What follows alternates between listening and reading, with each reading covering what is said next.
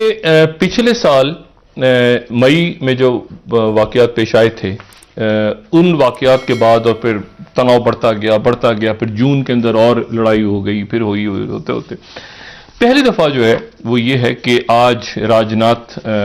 सिंह जो उनके वजीर दिफा हैं इंडिया के, उन्होंने अपनी राजीव सभा के अंदर तकरीर करते हुए ये कहा है कि जी हमारा एक एग्रीमेंट जो है वो हो गया है और वो अगले 48 घंटों में, यानी कल से लेके आज तकरीर की है तो कल तक, या अगर लॉजिस्टिक्स का कोई प्रॉब्लम होता है तो एक आध दिन आगे भी कोई इशू नहीं है। लेकिन हुआ यह है कि वो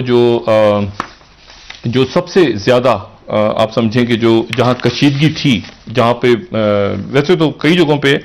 लेकिन यह है कि जो पेंगोंग सू का इलाका है, पेंगोंग सू पे ये बात हम बहुत तफसील के साथ डिस्कस कर चुके हैं इस प्रोग्राम में कि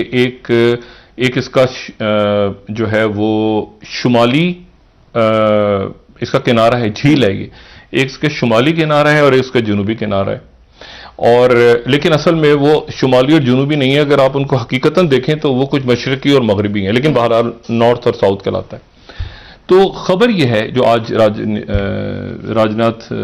सिंह ने आज वहां पे कहा, उनके वजीर दिफा ने, वो ये कहा कि 48 घंटों में ये तय हुआ है कि 48 घंटों के अंदर पेंगोंग सू जो है वहां से दोनों फौजें पीछे हटेंगी। सही। अच्छा, इसको अब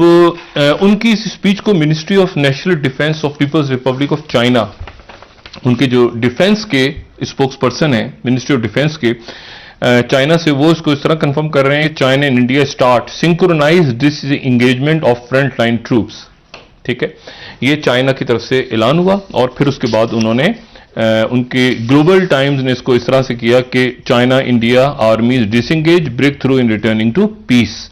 और उसके बाद फिर इसी को फिर इंडियन एक्सप्रेस और बाकी उनका मीडिया जो है वो कर। अब हुआ किस तरह से, इसको बुनियादी तौर पर इस तरह समझें कि जो आखिरी इनकी मुलाकात हुई थी 24 जनवरी को, और 24 जनवरी को उसके बाद फिर बैकडोर डिप्लोमेसी चलती रही और ये अच्छा हुआ, इससे आगे जा नहीं सकते और जाना भी नहीं चाहिए। और ख़ास तौर पे ये जो ग्लेशियर्स पिघल रहे हैं और ये उत्तराखंड का जो डैम के अंदर लोग फंसे हुए हैं और दरिया में, और यहाँ हमारा भी ग्लेशियर के अंदर हमारे हीरो और गैर मुल्की अल्लाह ताला करे अभी भी कोई अच्छी खबर आ जाए, तो ये जो क्लाइमेट चेंजेस की, तो ये पहाड़ों के, और तो बातचीत होनी चाहिए, जंगें तो मसाइल का हल नहीं होती। लेकिन यह है कि अब वो अगर ऐसी सूरत हाल बन जाए कि अपने मुल्क के लोगों से ही बातचीत ना करें मोदी साहब, तो फिर एक बड़ा मसला हो जाता है।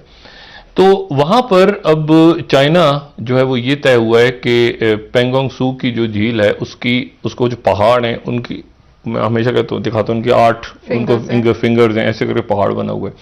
तो पहाड़ जो है वो चाइना जो है वो फिंगर 8 तक था, ठीक है, और इंडिया जो है वो फिंगर 3 तक था। और यहां पर फिर इंडिया ने ये किया था कि इंडिया के पास कोई रास्ता नहीं था, तो इंडिया ने फिर जो झील के उस तरफ का हिस्सा है, यानी फिंगर्स तो शुमाल की साइड पे हैं, तो जो जनूब की साइड है, जो साउथ बैंक है, या जिसको वेस्ट और ईस्ट में कंफ्यूज हो जाते हैं लोग, उस तरफ जो बारह दूसरी तरफ पे फिर इंडिया ने किया था कि इंडिया ने पहाड़ की चोटियों पे इंडिया बैठ गया था जाके। अब ये हुआ है कि चाइना अपनी ट्रूप्स को पीछे लेके जाएगा और पीछे ले जाके उनको जो है वो पीछे ले जाते लगते सिरिजाप 2 की एक जो जगह, जो बेस कैंप जहां पहले था, वो पहले जिस जगह पे था वहां तक चाइना आ जाएगा, और उसके बाद इंडिया भी ये जो पहाड़ों की चोटियां हैं इनको खाली करके पीछे जाएगा। चीन और इंडिया ने लद्दाख के हवाले से जो वहां पे कशीदगी जारी है, इस हवाले से जो इकदाम जारी है, और एक इतला ये है कि दोनों मुल्कों ने जो है अपनी फौजें पीछे हटाने पर जो है इत्तेफाक किया है। सी पैक का रास्ता रोकने के लिए हो रहा है, और आगे चलकर ये किस हद तक जो भारत है अपने अज़ाइम में कामयाब हो सकता है। कहा जाता है कि एक 4 रुकनी जो क्वाड जो बना है, जिसके बारे में कहा जाता है कि मॉडिबंड क्वाड है, जिसमें जापान, ऑस्ट्रेलिया, इंडिया और अमेरिका, ये 4 ममालिक शामिल हैं। सही। और ये चाहते हैं कि किसी न किसी तरीके से इंडो पैसिफिक रीजन पे अपनी एक मोनोपोली को कायम करें। मैन पावर जो है वो इंडिया के पास है। इसके ऊपर चाइना ने पिछले दिनों बहुत जबरदस्त तबसरा किया।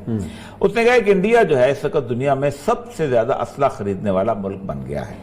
राजनाथ ने बयान दिया है कि 2-2.5 घंटे 5:43 के ऊपर पार्लियामेंट में बयान दिया है, और उसने कहा है कि लॉ में that the two countries had agreed on a phased disengagement around Pangong Lake where they have been overlapping claims. Both sides have agreed that their security forces around the lake would gradually retreat to the positions they held before the border tensions flared up last year. लेकिन उस्मान साहब असल चीज ये है कि ये क्यों हो रहा है? ये इसलिए हो रहा है कि खुजरात से जो सड़क गवादर तक आएगी, उस सड़क के साथ अगर इंडियन इन्फ्लुएंस आ जाता है तो वो सड़क बिल्कुल वैसे ही हो जाएगी जैसे कारगिल की 2 चोटियों पे पाकिस्तानी कारगिल में जाके बैठे थे तो सियाचिन का रास्ता रुक गया था और वो यूं उसके निशाने पे थे, निशाने पे आए। तो हम सब पूरी सी पैक निशाने पे आ जाएगी। तो सी पैक अगर निशाने पे आ गया तो इसका मतलब यह है कि आप किसी भी दिन उस पीस टाइम पीरियड को वॉर टाइम में तब्दील कर सकते हैं। और वॉर टाइम में न भी अगर आप तब्दील करें तो आप उसके जरिए इन्फिल्ट्रेटर ही भेजना शुरू कर दें तो आप कितनी देर तक कर सकते हैं। फिर सबसे बड़ी बात यह है कि वेदर कंस्ट्रेंट इतने ज्यादा हैं, सर्दी इतनी ज्यादा है, हालात इतने खराब हैं पूरे इलाके के कि आप मुस्तकिल तौर पर वहां पर पड़ी नहीं होता कि आप सारा चेक पोस्टें लगा रहे और एयर सर्विलेंस करते रहें। और आप सोचें, आप एक जगह खड़े होते हैं तो अचानक एवलांचेज आ जाती हैं और वो पूरी की पूरी बहा के ले जाते हैं और बंदे क्या मकान हर चीज गिर जाते हैं, उसके जेर आ जाते हैं।